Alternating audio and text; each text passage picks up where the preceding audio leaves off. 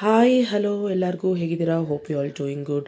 ಇವಾಗ ಚಳಿಗಾಲದಲ್ಲಿ ಎಲ್ಲ ಥರ ಕಾಳು ಬೆಳೆಯೋ ಸೀಸನ್, ಹಾಗಾಗಿ ನಮ್ಮ ಮನೇಲಿ ಇವತ್ತು ಅವರೆಕಾಳು ಉಪ್ಪಿಟ್ಟು ಮಾಡ್ತಾ ಇದ್ವಿ. ಸೊ ಹೇಗೆ ಮಾಡೋದು ಅಂತ ನೋಡೋಣ.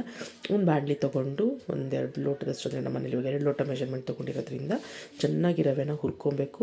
ಸೊ ಹುರ್ಕೊಂಡೆಲ್ಲ ಆದಮೇಲೆ ನಾನು ಇಲ್ಲೆಲ್ಲ ಬೇಕಾಗಿರೋ ಐಟಮ್ಸ್ನ ಕಟ್ ಮಾಡಿ ಇಟ್ಕೊಂಡಿದ್ದೀನಿ. ಸೊ ಈಗ ಒಂದು ಪಾತ್ರೆ ತೊಗೊಂಡು ಎಣ್ಣೆ ಹಾಕಿ, ಎಣ್ಣೆ ಕಾದ್ಮೇಲೆ ಸಾಸಿವೆ ಹಾಕಿ, ಆಮೇಲೆ ಕರ್ಬೇವಿನ ಸೊಪ್ಪು ಸ್ವಲ್ಪ ಹಾಕಿ, ಇದಾದಮೇಲೆ ನೆಕ್ಸ್ಟ್ ನಾನು ಈರುಳ್ಳಿ ಮತ್ತು ಹಸಿರು ಮೆಣಸಿನ್ಕಾಯನ್ನ ಆ್ಯಡ್ ಮಾಡ್ಕೊಂಡು ಹುರ್ಕೋತಾ ಇದ್ದೀನಿ. ಇದೊಂದು ಸ್ವಲ್ಪ ಗೋಲ್ಡನ್ ಬ್ರೌನ್ ಆದಮೇಲೆ ನಾನಿವತ್ತು ಅವರೆಕಾಳನ್ನ ತೊಗೊಂಡಿದ್ದೀನಿ. ಸೊ ಅವರೆಕಾಳಿಗೆ ಸ್ವಲ್ಪ ಉಪ್ಪು ಆ್ಯಡ್ ಮಾಡಿ ಚೆನ್ನಾಗಿ ಹುರ್ಕೊಳ್ಳೋಣ. ಕೆಲವೊಂದು ಸಲ ನಾವು ಬೇಕಾದರೆ ಸಪ್ರೇಟಾಗಿ ಅವರೆಕಾಳನ್ನ ಬೇಯಿಸ್ಕೊಂಡು ಕೂಡ ಆ್ಯಡ್ ಮಾಡ್ಕೊಬೋದು. ನಾನಿಲ್ಲಿ ಡೈರೆಕ್ಟಾಗಿ ಒಗ್ಗರಣೆಲೇ ಬೇಯಿಸ್ಕೊಳ್ಳೋಣ ಅಂತ ಹಾಕ್ಕೊಂಡಿದ್ದೀನಿ.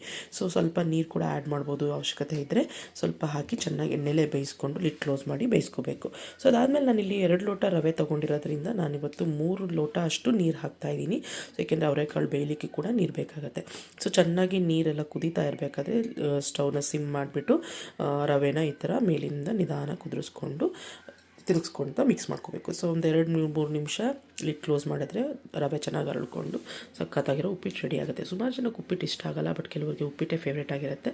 ನೀವು ಒಂದ್ಸಲ ಟ್ರೈ ಮಾಡಿ ನೋಡಿ ಹೇಗೆ ಬಂತು ಅಂತ ಫೀಡ್ಬ್ಯಾಕ್ ಹೇಳಿ. ಆ್ಯಂಡ್ ನಾನು ಮಾಡ್ತಾರೋ ವೀಡಿಯೋಸ್ ನಿಮಗೆ ಇಷ್ಟ ಆಗಿದ್ದರೆ ಲೈಕ್ ಮಾಡಿ, ಕಮೆಂಟ್ ಮಾಡಿ ಆ್ಯಂಡ್ ಶೇರ್ ಮಾಡಿ. ಆ್ಯಂಡ್ ನನ್ನ ಚಾನಲ್ನ ಸಬ್ಸ್ಕ್ರೈಬ್ ಮಾಡೋದನ್ನ ಮರಿಬೇಡಿ. Thank you. See you in the next video.